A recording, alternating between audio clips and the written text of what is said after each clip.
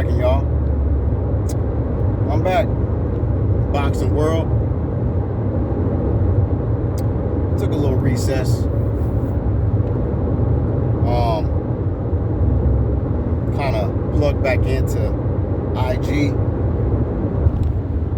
And while I took a recess from being on YouTube, I had a video that's been going pretty viral on Instagram that don't have nothing to do with boxing. So I'm not going to really speak on it on here. But if you want to follow me on Instagram, my Instagram is Duran Official.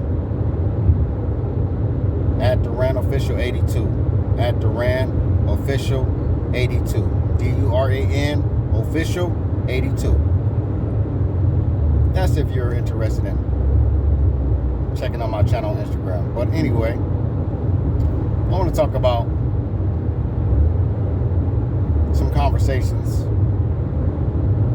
that people are having in regards to a recent decision that Bud Crawford made. And word has it, these days, unless Bud confirms it himself, I'm not really sold on it, but I know one of the fighters in his camp claimed that they plan to offer the rematch at 147 against Errol Spence, and that if he don't take that rematch, then he's going to have to, but then Bud is going to go after Canelo, or the winner of the Canelo-Jermell Charlo fight. And of course, these Errol fans, this is just like, see, this is what I'm talking about. He's scared. He ducking Errol. He don't want to fight Errol at 154. Y'all need to stop all this crying and whining, man. Y'all worse than kids, bro. I can't even say y'all worse than women. Y'all worse than children. Y'all still are depressed that y'all's boy Errol Spence got destroyed. Y'all are still depressed that y'all are in debt after betting y'all life on Errol Spence. Answer this for me. What makes sense? For Bud to rematch Errol at 154 for no belts, for nothing? Or does it make more sense for Bud to rematch Errol for his belts at the same weight class he's been fighting at? Now, one can say, well, it shouldn't matter. It was in the contract, and he agreed that if he was to win, then we had to honor the rematch clause. True, but Bud is the A side now. See, this is how the universe works. Won't he do it? When Errol was the A side, he put Bud through the worst treatment any boxer has ever experienced in professional boxing. Maybe the only other fighter that experienced something worse than him was probably Muhammad Ali, because of the time he was living in, and he was dealing with the racism, and he was not afraid to speak his mind and speak his piece on things going on in the world. But Bud, who would hardly say anything, who would just work hard, train hard, and kick ass, y'all created all these conspiracy theories. Y'all accused him of being on steroids. Y'all accused him of, what else did y'all accuse him of? Oh, loaded gloves. Y'all made 1,000 excuses saying Errol was not the same. Errol was drained. Oh, that Errol was a clone. Like, y'all are some idiots right now. Y'all look so stupid. And y'all are a disgrace and an embarrassment to the black community for the stuff that y'all putting out there on behalf of y'all's boy Errol. It's ridiculous. This is why YouTube needs to just take all y'all's channels down, because y'all spreading more than propaganda, man.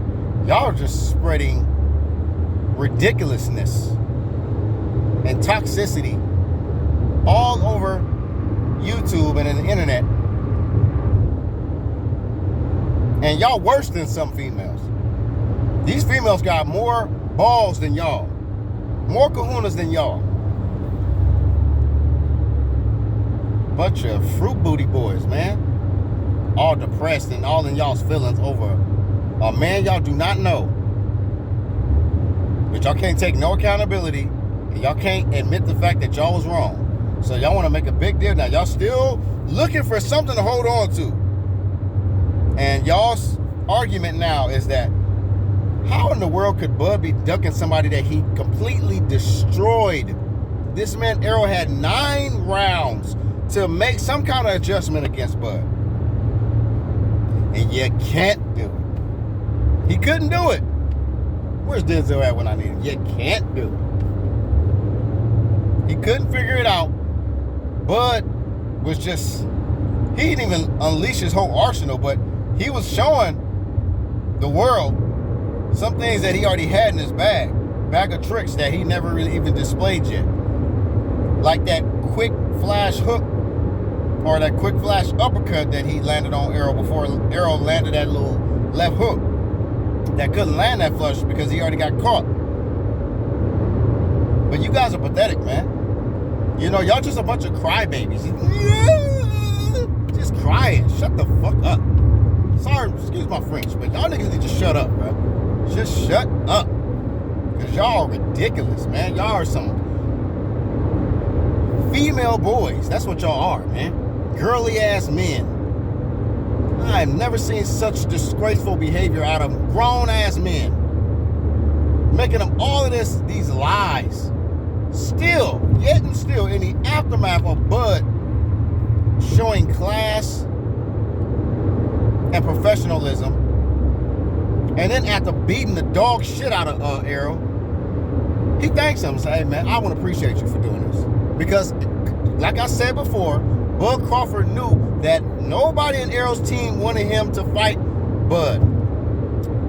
The only person that mustered up some confidence eventually to fight Bud was Errol. His whole team didn't want him to fight him though. Mayweather admitted that he didn't want Errol to fight, or he admitted that he didn't want them to fight. But me personally, I know why he didn't want them to fight, because he didn't want that to tarnish his legacy. Mayweather has had so much accomplishments in the welterweight division, you know, and for him to say that he's not jealous of these fighters, but then you admit that you didn't want them to fight, you're standing in the way of history, bruh. You were standing in the way of Bud Crawford becoming a 2-time undisputed male champion. And you didn't want that, Mayweather. So shut your bitch ass up, nigga. Leonard Smellerby, the biggest goofball in boxing. This nigga, I mean, I don't even want to get on this clown, dog. But all these clowns. The only reason why I have a little more respect for Al Heyman, which is in a video I said months ago, now we see bloggers saying the same thing I said in my videos, where they say, look, I got a little more respect for Al Heyman because Al Heyman was really trying to save Errol Spence from a real dog ass whooping from Bud Crawford. And, you know, even though I don't like that Wizard of Oz stuff he be pulling behind the curtains and behind the scenes, but I can respect and appreciate the fact that he was trying to protect his fighter and that he had an eye. He had a good boxing eye to see in the future what was going to happen to his fighter, his prodigal son, the prodigal son of PBC, which is Errol Spence. It's not Tank. It's PBC. It was Errol. Now it's Tank because Errol didn't listen to his advisor. He went against the grain and he fought Bud despite them trying to warn him about fighting Bud Crawford and underestimating him. But for you Errol sexuals to continue on this Errol sexual campaign and to continue to make up lies and propaganda and try to come up with reasons and excuses for why your boy Errol got destroyed by Bud and why he is not the A side now, y'all just don't, y'all can't live with y'allself. Y'all don't like the fact that now Bud Crawford is giving him a taste of his own medicine. As long as he made Bud Crawford wait to fight him, as long as we were all, the public was being hoodwinked and bamboozled and confused on what Errol was going to do when they made this announcement that he was going to fight Thurman. Errol never addressed those rumors. He never denied them. He stayed behind the scenes and stayed quiet. And then, once everybody started exposing him, and more people other than myself was making videos saying like, how is this even fair? How is this even being allowed that WBC would allow Errol with these, give Errol these special privileges to fight a non-title fight out of his weight class against a guy who also fights in his weight class, but is going to fight him in a higher weight class. It's almost like an exhibition fight. Like, what the hell was this, charity? There was no way that was going to happen. I knew that was not going to happen. Or if it was going to happen, then I already knew Errol's career would have been completely over. Even though it would have been over for him fighting Bud, because I already knew what Bud was going to do to him. But at the same time, if he would have ducked Bud and went the Keith Thurman route at 154 for no titles, when he had 3 titles at welterweight before he fought Bud, that would have been the most ridiculous thing I would have ever saw.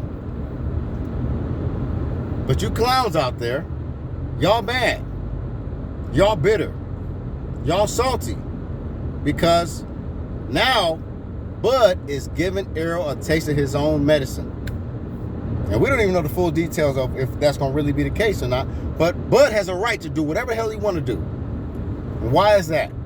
Because those PBC games that Errol, Al Heyman, and Mayweather, and Ellerby, and all these other goofies played on Bud, Bud has more than a right to do whatever the hell he want to do to him.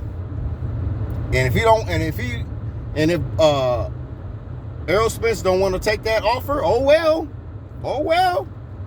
Nigga, don't get mad. Mister, he going to settle for whatever we give him. 80, 20, 70, 30, 60, 40. Oh, I might just go up and fight Canelo. Oh, you ain't even fight nobody. Oh, nigga, you said all that bullshit. Now, all of a sudden, his fanboys want to be all playing victim and shit and like, oh, man, that nigga ducking, man. He doing Errol wrong. Ain't that something? Now y'all want to cry injustice. Now y'all want to cry that it's not fair what Bud is doing to Errol.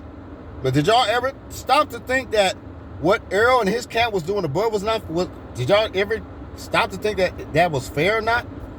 Y'all didn't care. Y'all did not care how Bud was being treated by PBC. Very unfairly. But see, you are messing with a Libra in Terence Crawford. The House of Justice. Justice is being served. So, this is just a slap in all y'all dumbasses' faces for all of the hating y'all was doing, all of the lying y'all was doing, and all this groupie behavior y'all was doing for Errol Spence. Now this nigga is a lost cause, and now y'all over here trying to cry out to the world on behalf of a man that y'all do not know. But y'all big mad because Errol Spence is now in the situation that Bud was in prior to that fight happening. So don't dish out what you can't take. Don't dish what you cannot take. That's the lesson in this right here. To all you Errol Spence fans, to the whole PBC, to everybody who was hating on Bud Crawford, don't dish what you can't take. Because when the coin is flipped, you might not like it. You might start questioning what's reality and what's not. You might start coming up with conspiracy theories to create because you hurt and you're in your feelings about something that you feel was done to you unfairly, but you didn't think about what you were doing to someone else unfairly. Won't he do it? Told you, man, karma comes around so quick. And y'all look stupid trying to cry out to the world that Bud Crawford is sabotaging boxing or he's doing Errol Spence wrong. I hope Bud Crawford do him the worst way possible. Because I don't forget none of that. If I ain't forgot none of the stuff that Errol did to Bud, I know Bud ain't forgotten none of the stuff that he did to him. So, thank you, Bud Crawford, Thank you. Because you exposed these goofies and you showed how people can always dish out some things, but not everybody's built to take it. Bud was built to take all of that mess. All of that. But then he handled his business, and the next thing you know, he's the top dog. He's the #1 fighter in the world. Outright, clearly now. No debate. And now we got all Errol Spence's depressed fans crying out and talking propaganda and all this other stuff when we know what the truth is. They didn't expect what was going to happen, and now they are on the other side of the foot. The same stuff that happened to us who supported Bud Crawford is happening to y'all now. But the only difference is Bud is not ducking Errol. Bud is doing what's best for Bud. He's not worried about the fans now. He ain't worried about what y'all think. Because y'all sure wasn't worried about what he think. So, dry your little tears. Get y'all bitch asses off the internet. And find something else better to do. Because this ain't working for y'all.